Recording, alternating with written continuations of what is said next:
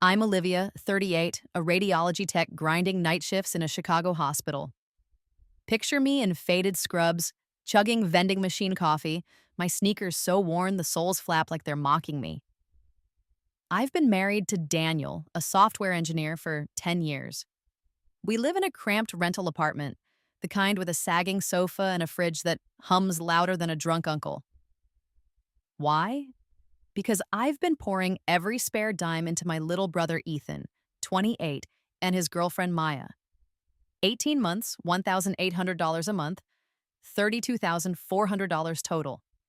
I thought I was bankrolling his big dream, a digital marketing startup. Turns out I was just funding their party life. Yeah, I'm the idiot who traded her dreams for their lies. I used to think I was doing the right thing. Ethan's my baby brother, the kid I practically raised when mom was working doubles. He'd call me, voice all bright, talking about his big project, and I'd melt. Just a little more, Liv, he'd say. We're so close to a breakthrough. So I'd send the money, skip new shoes, eat ramen for dinner, and tell Daniel we'd go to Europe next year. I even ignored the cracks in my life. My aching feet, my empty savings, the way I'd flinch when the bills came. All for Ethan. I'm investing in his future, I told myself. What a joke. It started unraveling one freezing February night. I was on break, scarfing a stale granola bar in the hospital break room, the fluorescent lights buzzing like a bad headache. My phone pinged, a notification from our joint account, the one I set up for Ethan's business expenses. A $500 charge at some bougie boutique in Wicker Park. Then another, $1,500 for VIP tickets to a music festival in Vegas. My stomach dropped. Startup costs? What kind of business needs designer clothes and desert raves? My hands shook as I stared at the screen. This can't be right, I muttered, but my gut knew better. I opened Instagram, something I rarely do because who has time for that crap? Ethan's profile was a slap in the face. There he was, grinning in a sleek leather jacket, clinking champagne glasses with Maya at some rooftop bar. Maya, all dolled up in a dress that probably cost my rent, captioned it, "Living our best life." Another post, them at a steakhouse, plates piled with lobster and truffle fries. Every photo hit like a punch. My money, my sweat, my skipped vacations. They were living like kings while I was clipping coupons and patching my jeans. I leaned back in the plastic chair, the hospital's antiseptic smell choking me. I gave them everything, I whispered, my voice cracking. Part of me wanted to cry, but the bigger part? It was pissed. What kind of startup spends like this? I thought, scrolling through more posts. Coachella tickets? A new watch on Ethan's wrist? AirPods dangling from Maya's ears. Each image burned deeper, like acid in my chest. I'd been working doubles, coming home to a cold apartment, while they partied on my dime. I thought back to the last time Ethan called, maybe 2 weeks ago. He'd been all charm, voice smooth as butter. Liv, the company's hitting a rough patch, but we're so close. Just need a little more to seal this deal. I'd wired $2,000 that night, ignoring the way Daniel raised an eyebrow.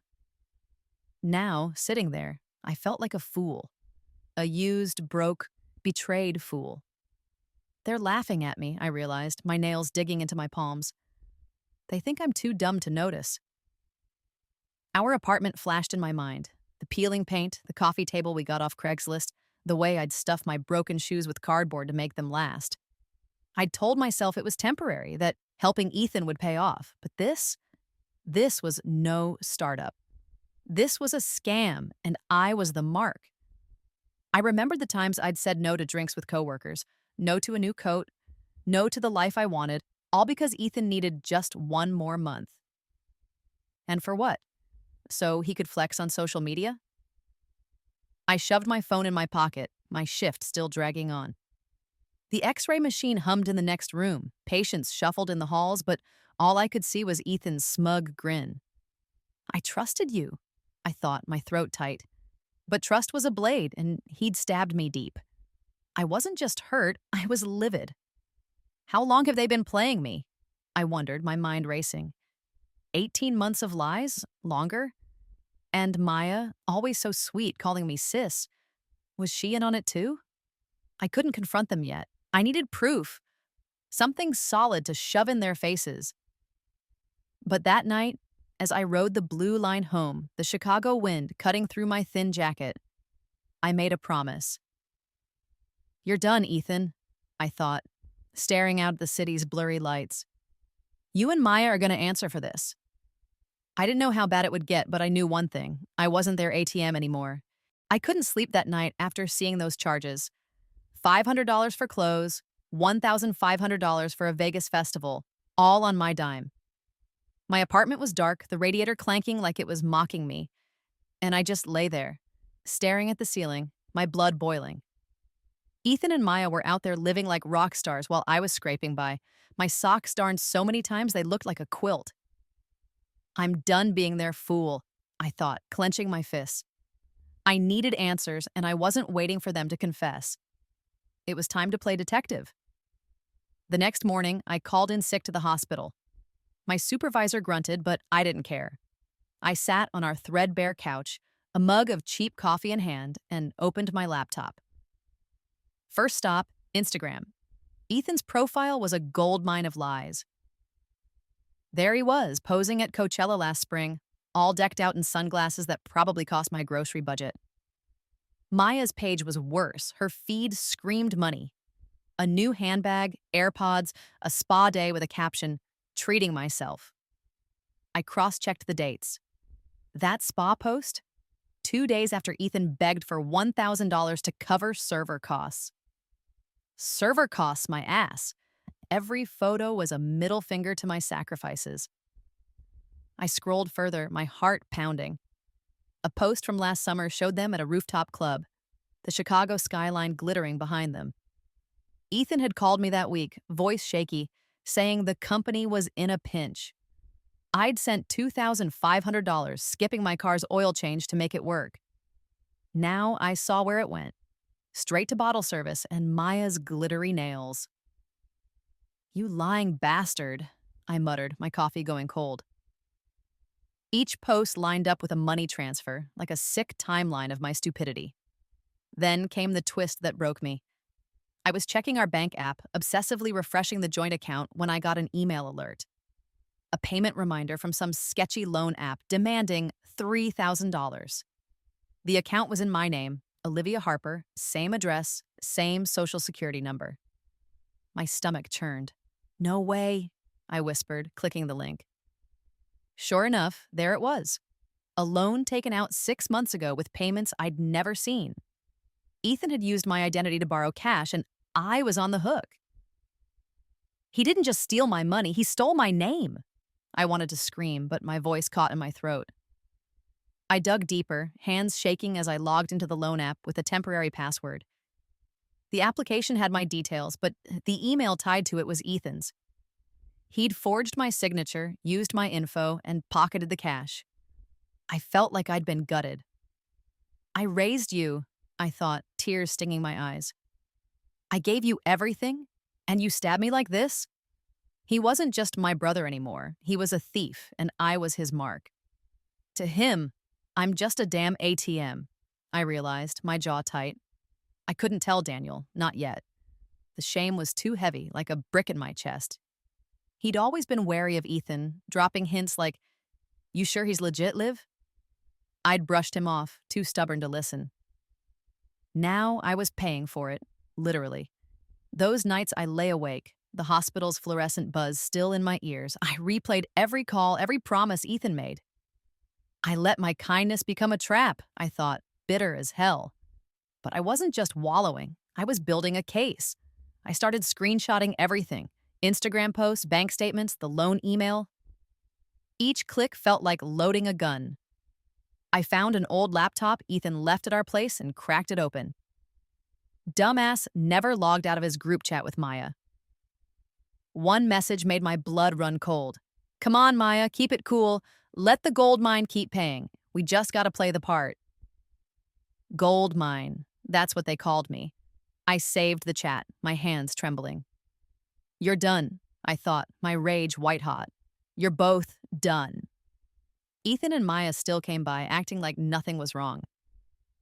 Last Sunday, they swung by for dinner, all smiles and fake charm. Ethan hugged me, saying, "Liv, you're the best sister ever." Maya chimed in, "Yeah, we're so grateful." I forced a smile, stirring the spaghetti, but inside I was screaming, "How stupid do you think I am?" Ethan rambled about the company, tossing out buzzwords like scalability and client acquisition. I nodded, but my eyes were on his new sneakers. Probably $200, probably my money. Maya kept checking her phone, her nails glossy and fresh. I wanted to flip the table, but I played along.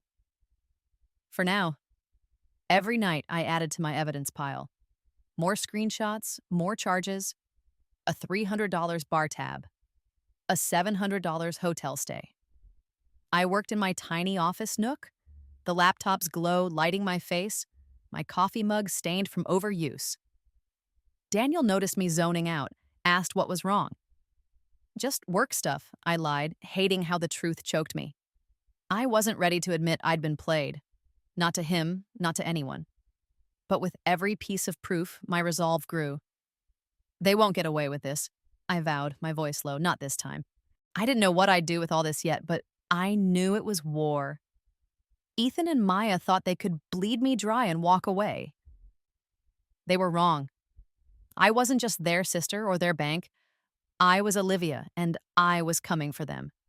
I was done being Ethan and Maya's personal ATM. For weeks, I'd been piecing together their lies. Instagram flexes, bank charges, that $3,000 loan in my name. Every screenshot, every email was a nail in their coffin. Now it was time to make them face the music. I wasn't just mad anymore, I was a volcano, ready to erupt.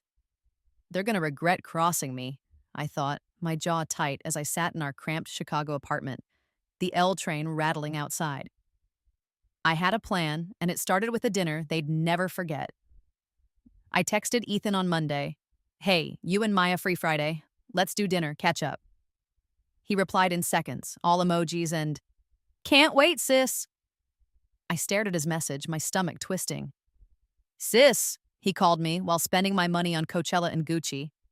"Keep smiling, little brother," I muttered, tossing my phone on the sagging couch. I spent the next 2 days prepping my case like a lawyer. I printed everything, bank statements showing the $32,400 I'd funneled them, screenshots of their Vegas festival tickets, the loan app email with my name plastered on it. I even had that group chat where they called me their Goldmine. Stacked on my coffee table, it looked like a damn indictment.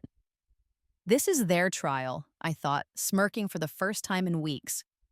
I needed someone to vent to, so I spilled it all to Sarah, my coworker at the hospital. We were in the break room, the coffee machine gurgling like it was on life support. "They've been bleeding you dry, Liv," she said, shaking her head. "Cut them off, now." Her words lit a fire in me. "Oh, I'm not just cutting them off," I said, my voice low. "I'm gonna make them choke on their lies." Sarah grinned, tossing me a Snickers. "That's my girl." Her support felt like armor. I wasn't alone in this fight. But God, I was tired. The betrayal sat heavy, like a stone in my chest. I gave them everything, I thought, staring at my reflection in the hospital bathroom mirror, my eyes sunken from too many night shifts. Ethan was my brother, the kid I'd tucked in when Mom was gone. Maya, with her sweet smiles, felt like a sister. And they'd both stabbed me in the back. I don't know if I can trust anyone anymore, I admitted to myself, my voice barely a whisper. But I shook it off. No time for pity. I had a job to do. Friday came and I set the stage. No fancy dinner for those leeches. I threw together spaghetti and store-brand sauce, the kind that tastes like regret. They don't deserve my good cooking, I thought, slamming the pot on the stove. Our dining table, wobbly and scratched, was perfect for this showdown. I tucked the stack of evidence under a placemat, my secret weapon. Daniel noticed me pacing, my hands fidgeting. "You okay, Liv?" he asked, his brow furrowed. "I've got this," I said, brushing him off. I couldn't drag him into my mess, not yet. But inside, I was a mess of nerves and rage. "They're gonna pay," I promised myself, my heart pounding. Ethan and Maya showed up at 7, all hugs and fake warmth. Ethan wrapped me in a bear hug, saying, "You're the best, Liv." I forced a smile, my skin crawling. "Yeah, sure," I said, pouring them cheap wine. Maya was all giggles, her nails freshly done, probably with my cash. We sat down and I played my part asking about their company. Ethan launched into his usual bullshit. "We're pitching to big clients, Liv. It's gonna blow up." I nodded, twirling my fork. "So, what's the plan? Got any real customers yet?" I asked, my tone casual but my eyes sharp. That's when Maya slipped. She was mid-sip, her guard down.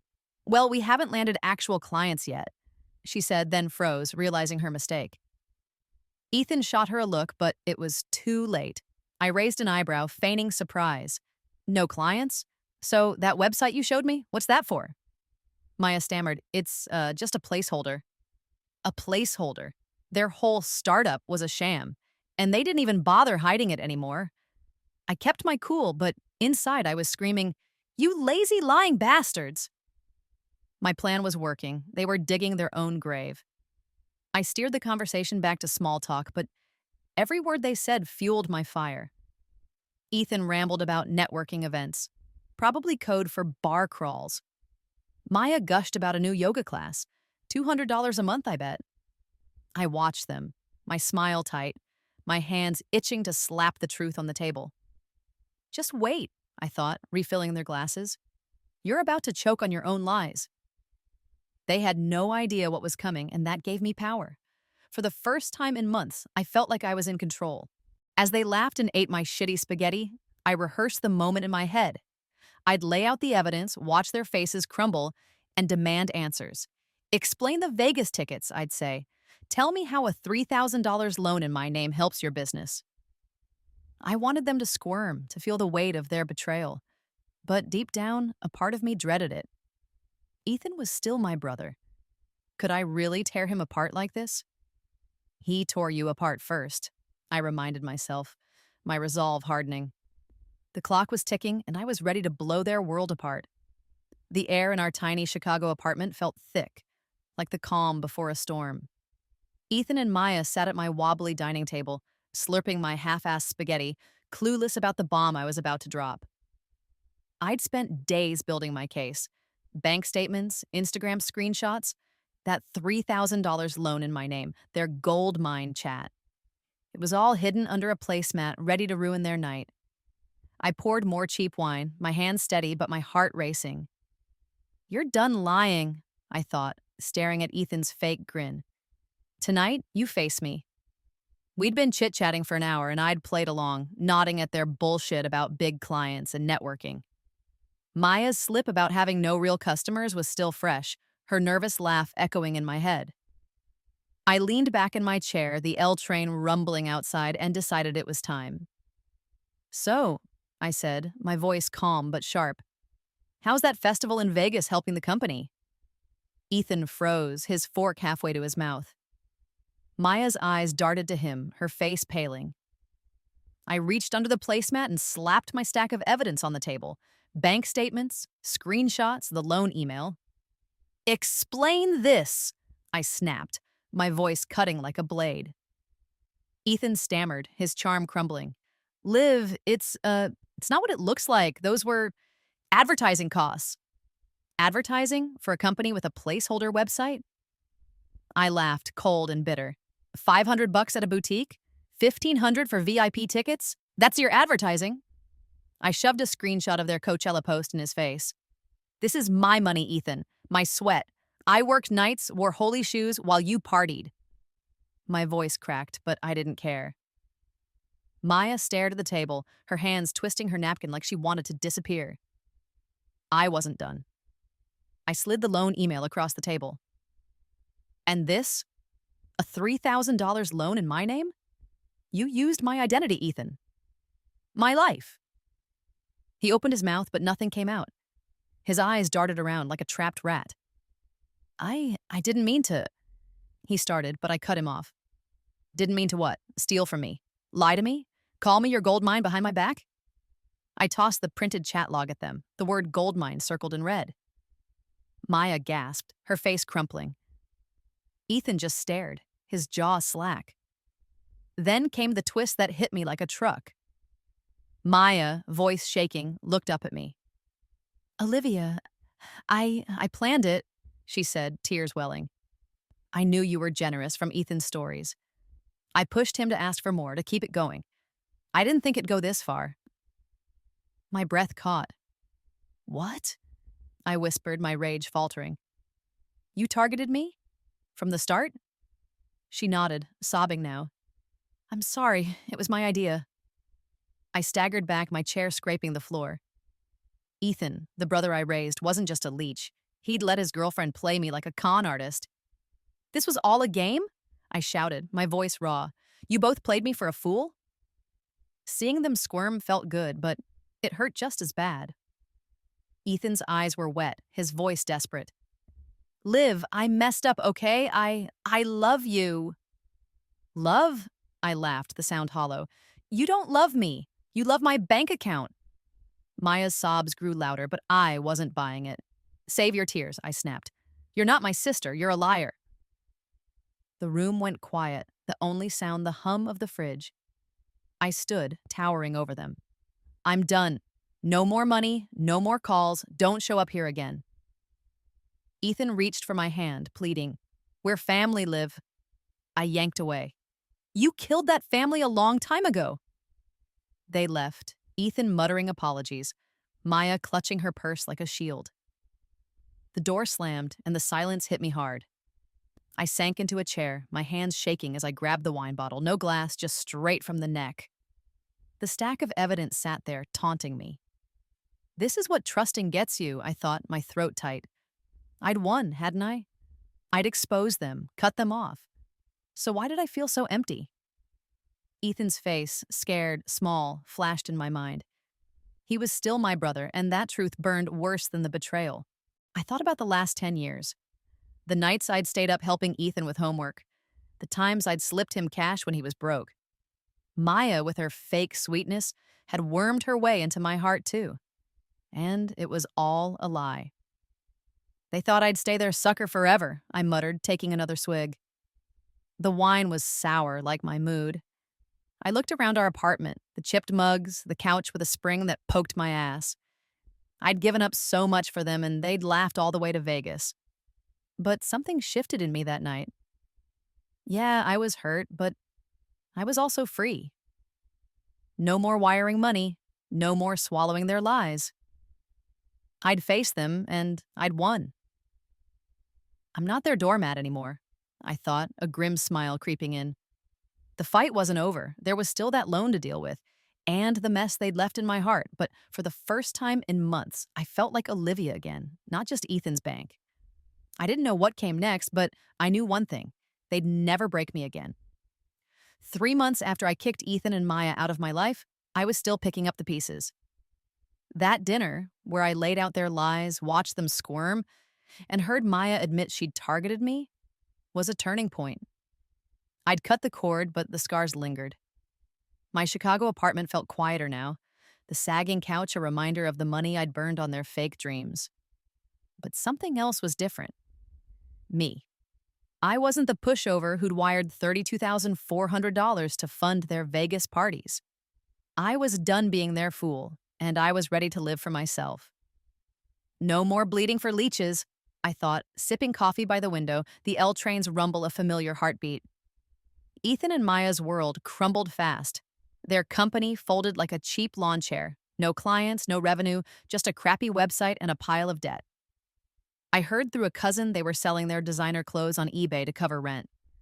Maya was pulling shifts at a mall kiosk, her Instagram silent, no more lobster dinners or spa days. Ethan was scraping by as a freelancer, but word got around. Nobody trusted a guy who'd scammed his own sister. They laughed at me once, I thought, a grim smile tugging my lips. Now they're wearing thrift store sneakers. Life's got a way of balancing the scales. I didn't gloat, though, not really.